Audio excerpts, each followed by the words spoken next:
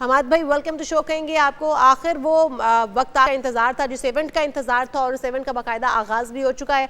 थोड़ी सी अगर आप इवेंट के हवाले से हमें बताएं कि ये इवेंट किस तरह से स्टेप बाय स्टेप चलेगा और फिर हमारी टीम इसमें कहाँ पर स्टैंड करती है। पाकिस्तान टीम के हवाले से आपका क्या ख्याल है, कितना बैलेंस स्क्वाड जो है वो इसमें शामिल किया गया है, किन किन प्लेयर से उम्मीदें वाबस्ता की जानी चाहिए हमें? थैंक यू वेरी मच, बहुत बहुत शुक्रिया जी। हमारी टीम जो है इस वक्त अगर देखा जाए रेटिंग के हिसाब से तो नंबर 4 है इन T20 इंटरनेशनल। और इसमें अगर टॉप रेटेड टीम है जिसमें इंडिया है, श्रीलंका डिफेंडिंग चैंपियन है। लेकिन बांग्लादेश और अफगानिस्तान इनको रूल आउट नहीं कर सकते आप। अभी आपने परफॉर्मेंस देख ली अफगानिस्तान की, और ये भी कहा जा रहा था कि अफगानिस्तान एशिया की सेकंड बेस्ट टीम है। लेकिन ऑन द डे कौन सी टीम अच्छा खेलती है, कौन सी टीम नर्व्स पे कंट्रोल रखती है, प्लेयर सबके मैं कहूंगा कि T20 फॉर्मेट को देखते हुए सिलेक्ट किए गए हैं जो जो ज्यादा पावर हिटिंग कर सकें, जो जो फर्स्ट पावर प्ले और आखिर के डेथ ओवर जो 5 ओवर हैं, इनका बेस्ट यूटिलाइजेशन जो भी टीम कर लेगी। जिनके पास वो रेंज ऑफ शॉट्स होंगे जो 30 यार्ड सर्कल के बाहर जब फील्डर कम है उसका मैक्सिमम फायदा उठाएगी।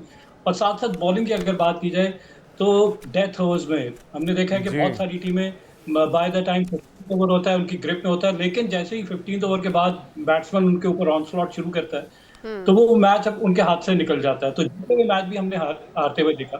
पाकिस्तान की जहां तक बात की जाए तो कुछ सवालिया निशान मोहम्मद हारिस के ऊपर जरूर आता है कि 10 इनिंग में 15 भी उन्होंने क्रॉस नहीं किया।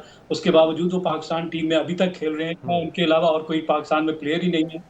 क्या रिजवान को ही नहीं वापस लाया जा सकता? हसीबुल्लाह, रोहेल नजीर, बहुत सारे विकेट कीपर बैट्समैन हैं जिनको इवन इस टीम में साहिबजादा फरहान जो कि विकेट कीपिंग भी कर सकते हैं, अगर उनको विकेट कीपिंग की इजाफी जिम्मेदारी दे दी जाए और एक और मैं कहूंगा कि ऑलराउंडर खुशदिल शाह उनको इंडक्ट कर लिया जाए या कोई और प्रॉपर बैट्समैन कर लिया जाए तो टीम का बैलेंस बेहतर हो जाए। एक प्लेयर को अगर आपने 10 चांसेस दे दिए उसके बावजूद भी वो क्लिक नहीं कर रहा तो किस चीज का इंतजार किया जा रहा है? जी। साथ साथ हसन अली की भी इसी तरह की परफॉर्मेंस है। बहुत ज्यादा उनकी इकॉनमी अगर देखा जाए तो 11 से 12 रन पर ओवर के हिसाब से दे रहे हैं। तो ऐसा बॉलर जो इतने ज्यादा रन कंसीड करेगा तो वो टीम कॉज के लिए नहीं आता।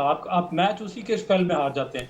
तो हमें तो वैसे अगर देखा जाए तो इंडिया वर्सेस पाकिस्तान जिसे क्लैश ऑफ द टाइटंस कहा जाता है, ओवरऑल देखा जाए तो 10-6 है in India favour in Asia cup. अच्छा, लेकिन इंडिया की नई टीम है, रोहित शर्मा नहीं है, विराट तो कोहली इस नहीं है, इस चीज़ का सूर्य फ़ायदा कुमार हमें हो यादव सकता है, उनके और हम कैप्टन। फ़ायदा उठाने के लिए हमें क्या करना होगा? क्योंकि हमारी टीम में भी 12 नए प्लेयर्स तो बहुत से हैं, लेकिन हमें इस चीज़ को कैश किस तरह से कराना है कि इंडिया की टीम में भी नए खिलाड़ी हैं?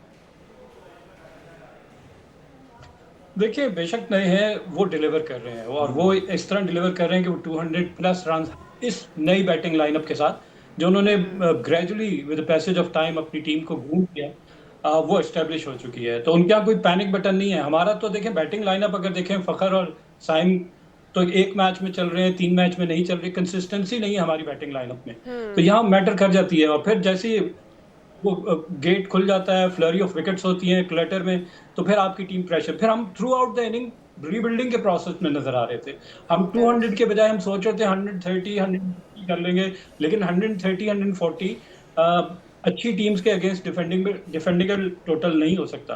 तो हमें ये देखना पड़ेगा कि हमारे पास अगर हसन मुश्ताक बहुत अच्छे पावर हिटर हैं तो उन जैसे 3 और होने चाहिए। मैं बार बार कहता हूँ कि आपने पाकिस्तान सुपर लीग में नईम थे लाहौर कलंदर के, वो बड़े अच्छा टैलेंट पावर हिटर उनकी जान से ओपन करते थे। अब्दुल्ला शफीक इवन तो पिक किया जा सकता था, ये कंसीडरिंग द फैक्ट कि मोहम्मद हारिस बिल्कुल भी फॉर्म नहीं, 10 मैचेस हो गए हैं और ही हैज स्कोर्ड ओनली 46।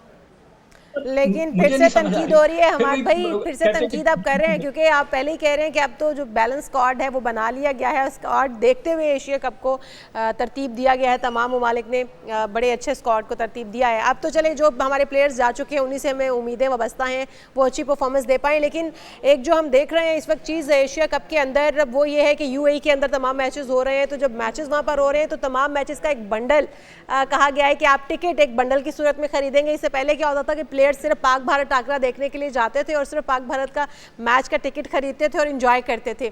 अब उन्होंने तमाम मैचेस के टिकट फरोख्त करने के लिए ताकि स्टेडियम भरे रहें, उन्होंने तमाम मैचेस को एक बंडल की सूरत में बेचा है टिकट्स को। क्या समझते हैं, स्टेडियम भर पाएंगे इस तरह से या लोग देखने के लिए जाएंगे अब, क्योंकि काफी कॉस्टली है? देखिए जब पैकेज डील होती है तो जी जब पैकेज ना तो उसमें आपको उसके वो कहते हैं ना कि आपको बेनिफिट्स आपको नजर आ रहे होते हैं। हाँ थोड़ा एक्सपेंसिव होता है लेकिन ओवरऑल अगर आप पैकेज उठा के देख लें पर मैच में अगर आप जाएंगे तो मेरे ख्याल से उससे ही ज़्यादा इकोनॉमिकल होता है। लेकिन मैं कहता हूँ कि क्राउड को आप फोर्स नहीं करें, उनके लिए पिक एंड चूज उनकी मर्जी होनी चाहिए, वो अपनी मर्जी से जाके मैच देखें जो मैच देखना चाहते हैं। ये क्या ज़बरदस्ती है कि जी आप तमाम मैचेस देखेंगे जिसमें आपका इंटरेस्ट भी ना हो। अब दुरुस्त। वो टीमें खेल रही हैं जिसमें पाकिस्तान का इंटरेस्ट नहीं है, किसी और मुल्क का इंटरेस्ट नहीं है, तो वो क्यों जाके देखे?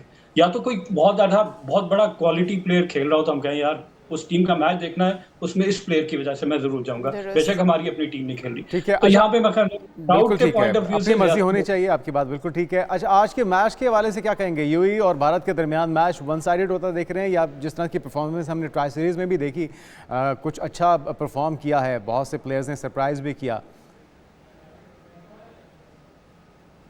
मैं ट्राई सीरीज में यही देख रहा था, अफगानिस्तान और यूएई का जो स्पिन बॉलिंग अटैक है उसके अगेंस्ट पाकिस्तान तो स्ट्रगल कर रहा था। मैं चाहता था कि टॉप रेटेड टीम जिस तरह के इंडिया की बड़ी जबरदस्त बैटिंग लाइनअप है, इसके अगेंस्ट उनके स्पिनर्स किस तरह की बॉल करते हैं, तो इम्तिहान यहाँ पे उनके बॉलर्स का नजर आएगा। आया वो वाकई क्वालिटी बॉलर्स हैं या किसी फ्रेजाइल बैटिंग ऑर्डर के अगेंस्ट वो बहुत अच्छी बॉलिंग कर सकते हैं, लेकिन जब टॉप रेटेड टीम के अगेंस्ट खेलते हैं तो वो कितना एक्सपोज होंगे। तो उनके मैं कहूँगा कि उनके लिए इम्तिहान है यूएई के लिए। अगर तो वो आज बहुत अच्छा डिलीवर कर लेते तो उनके प्लेयर्स का कॉन्फिडेंस बहुत अच्छा हो जाएगा। पाकिस्तान का क्या है, जिस जो परफॉर्मेंस हमने देखी ट्राई सीरीज, जो पिचेस बनाई गई थी वो स्पिनर्स को सूट करी थी।